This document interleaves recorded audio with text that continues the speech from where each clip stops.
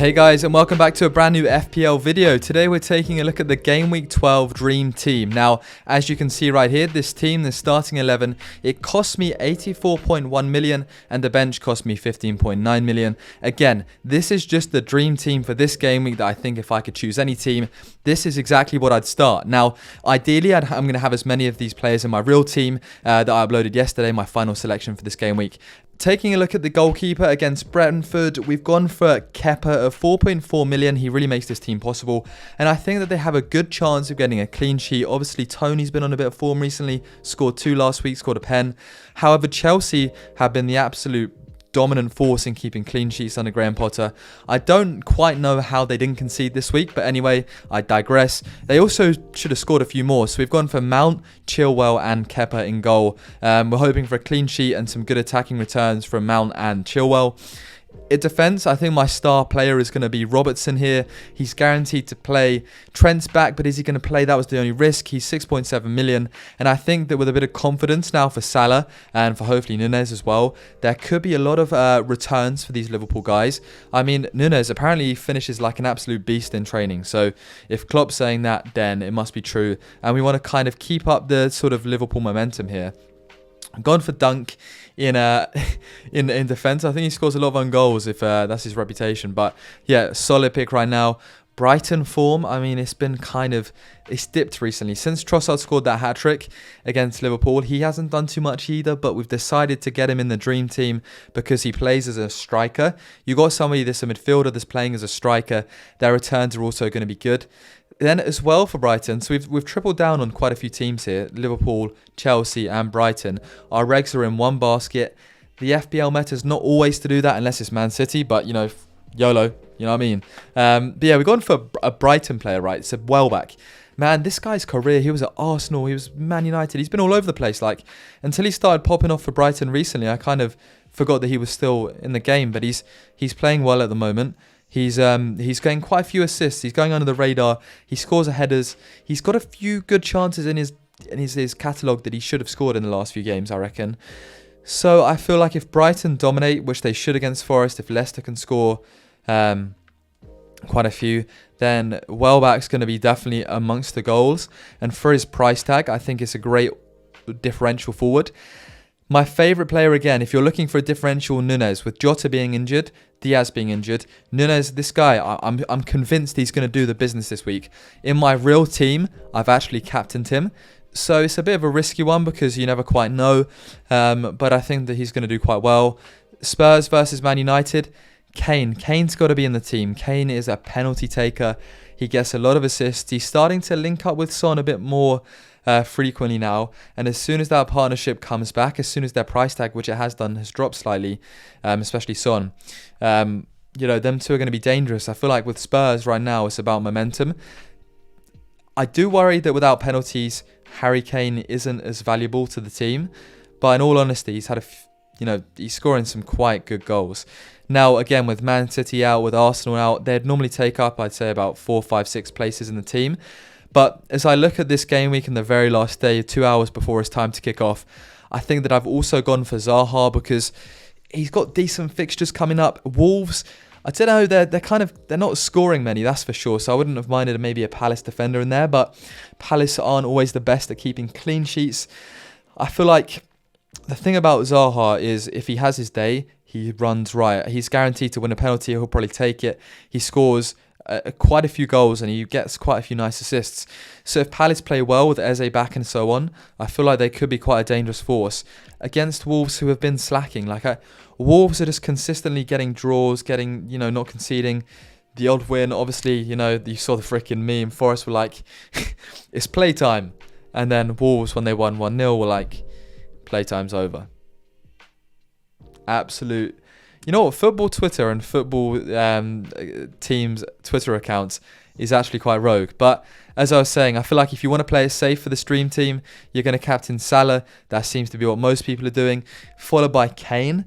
And then the odd person's gone for Trossard because Forest is a very appetizing fixture. That's going to be on tonight, but I'm not convinced about that fixture. I think, biggest differentials to bring in Andy Robertson, Nunez, Zaha. I haven't actually put their names on this, but oh well, that's all right. Next time I'll add the names. This is a work in progress, guys. But yeah, they're the biggest differentials, and I'd really focus on. And the reason why I've gone 3-4-3 is because I feel like the attackers are going to be very valuable this game week. There's a few players that in an ideal world I'd like to get. For example, Sterling instead of Mount maybe, and for example Son instead of maybe Zaha. But again, the budget's limited. It's a nice street. This balance is a nice mix between risque and rewarding. So again, if you got a team like this, I think you could be on for a very good score this week. And I'm going to save this and I'm going to do a little points rundown to see how my dream team would have done this week once the game week finishes. But let me know what your teams are saying right now. Let me know who you've got. Tempted by any short-term wins this game week? Any free hits being played? So essentially, this is the team that I play if I had a free hit. Like, it doesn't care about the bench, and it's gone very heavily fixture-based for this week. None of these fixtures are too tough. I want to say that, Brighton should breeze past Forest, Liverpool should breeze past West Ham, Chelsea should kind of breeze past Brentford, and Palace shouldn't do too badly against Wolves. Now, obviously, Brentford lost 9-0 to Liverpool, but have been on some amazing run ever since. Was it? Oh, no, that was Bournemouth. Brentford are actually quite a tough fixture, although Bournemouth have been playing very well recently as well. Yeah, it's tough. I just look at Kane and I think Man United, it's either going to be a super high-scoring game, or it's just, it's not. But something about Kane is calling me. Man, it's going to be a very interesting game week. And for 84.1 million, there's literally nothing else you can do because all of the players on the bench are all players that have fallen in price. So maybe Kepa's a bit risky. He's obviously played the last few games, but Mendy's back now. Is he going to start this game? I don't know. Maybe I would consider downgrading Salah and getting Firmino up top instead of Kane, getting Son in, and then freeing up some money for Sterling from Mount, because I think Sterling hit the crossbar this week. I think he's a great player. I think he's going to do very well. He is doing very well, but I think, he's got a lot more goals in him. Aubameyang as well is a very tempting choice, but I feel like Mount for the price tag is just kind of undeniable value right now. So let me know what you think of this dream team.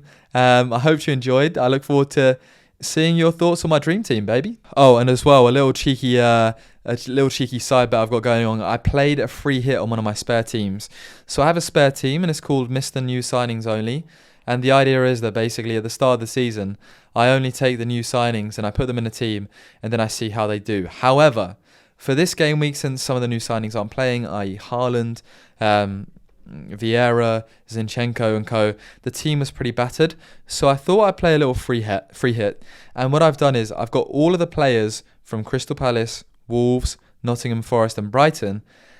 And in theory, what I'm trying to do right now is go for a top score for the first day. So I've gone Zaha captain, 3 Brighton attackers, obviously Eze as well. I've got 2 Nottingham Forest defenders, so if Brighton don't score, we should rack up some points. Spurs keeper, because you can only get obviously 3, 6, 9, 12. Yeah, we're going to change out the Spurs keeper and change out Trippier. But yeah, it's going to be a very interesting bet to see how this team does. So let's quickly swap out Lloris and let's quickly swap out Trippier. And let's go for, we need a Palace defender. That's one that I forgot to get. We'll just go for Anderson, he's top defender. And we also want to go for, we've got Sarr in goal. What team am I missing? 3, 6, 9, 12. It can be done. Brighton, check. Nottingham Forest, 3 players, check. Wolves, 3 players, check. Crystal Palace, 3 players, check. Yeah, perfect. So let's, let's just keep, I forgot I need to keep Lloris. That's what I'm going to do, put Sarr in. And there it is. Boom. We're going for day 1 glory. Diego Costa's on the bench. Obviously, Jimenez is not playing. Jimenez is injured. I feel like, how did he perform on the bonus point system? 2. Very, very awfully. Very, very bad. But net transfers in 23,000, 5,000, 22,000, 18,000. People are betting on him, but look how many he scored 20 goals in 2016-17, 11 assists. He was an absolute beast. However, it's been 4 years since he's been in the Prem. He's a bit older now. I'm tempted to put him in as well. But yeah, anyway, guys, I need to get this video out. Here's the